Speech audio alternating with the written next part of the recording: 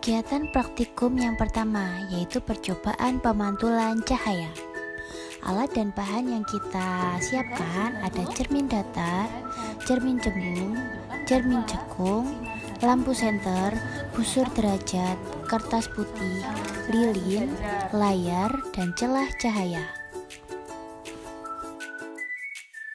Pertama-tama kita menyusun lampu senter dan celah cahaya di depan cermin datar seperti gambar pada modul 7.1. Kemudian kita menyalakan lampu senter dan amati dengan baik jalannya berkas cahaya pada saat sebelum dan sesudah mengenai cermin datar. Gambarkanlah jalan berkas sinar pada langkah kedua sehingga tampak sudut pandang, sudut datang dan sudut pantulnya. Kemudian kita mengukur besar sudut datang dan besar sudut pantul tersebut. Kemudian kita meletakkan sebuah benda dalam helai lilin di depan cermin datar dan mengamati bayangannya selama benda itu digeser-geserkan di depan cermin datar. Menyesuaikan posisinya kan? Berarti itu menunjukkan kalau sama besar. Bayangan yang dibentuk di sini nyata atau nyata? Berarti sifat yang dibentuk oleh cermin datar selain sama besar adalah maya. Kemudian ini tegak atau terbalik? Berarti sifat yang dibentuk oleh cermin datar adalah maya, tegak, sama besar. Percobaan pemantulan cahaya pada cermin cembung. Pertama-tama kita menyusun alat seperti pada gambar 7.3. Kemudian menyalakan lilin dan mengamati dengan baik jalannya berkas cahaya pada saat sebelum dan sesudah mengenai cermin cembung. Dari percobaan tersebut terlihat bahwa sinar datang dipantulkan menyebar oleh cermin cembung. Kemudian garis perpanjangan sinar pantul terlihat bertemu di belakang cermin.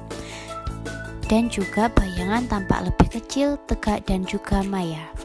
Selain itu, saat jarak objek diperjauh, bayangan semakin kecil dan mendekati titik fokus.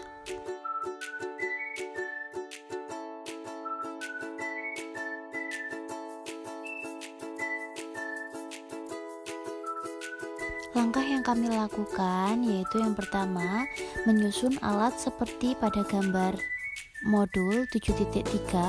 Kemudian kita menyalakan lilin dan mengamati dengan baik jalannya berkas cahaya pada saat sebelum dan sesudah mengenai cermin cekung. Kemudian kita mengatur jarak benda atau letak layar agar pada layar terbentuk bayangan yang jelas dan tajam. Selanjutnya ukur jarak benda dan jarak bayangannya. Jika benda di depan cermin cekung terus digeser menjauhi cermin, maka pada jarak tertentu bayangan benda akan menghilang.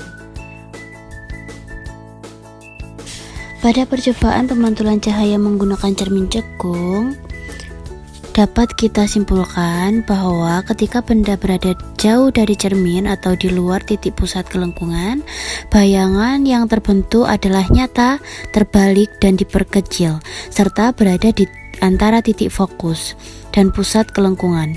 Hal ini terjadi karena sinar pantul dari cermin cekung benar-benar bertemu pada satu titik. Saat benda diletakkan tepat di 2F, bayangan yang terbentuk nyata, terbalik, dan sama besar.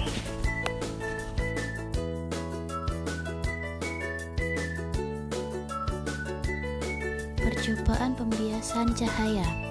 Alat dan bahan yang kita gunakan adalah lampu senter, celah cahaya, balok kaca, kertas putih, busur derajat, lensa cembung, lensa cekung, layar, lilin, dan juga penggaris panjang. Pertama-tama yang kita lakukan yaitu menyusun lampu senter, celah, dan juga balok kaca seperti gambar pada 7.8. Kemudian kita menyalakan lampu senter dan mengamati dengan baik jalannya berkas sinar pada saat sebelum dan sesudah menembus balok cahaya.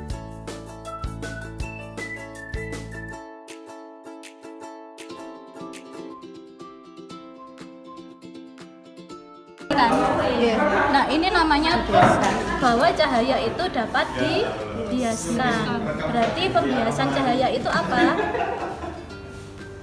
Peristiwa pembelokan cahaya karena melalui medium yang berbeda.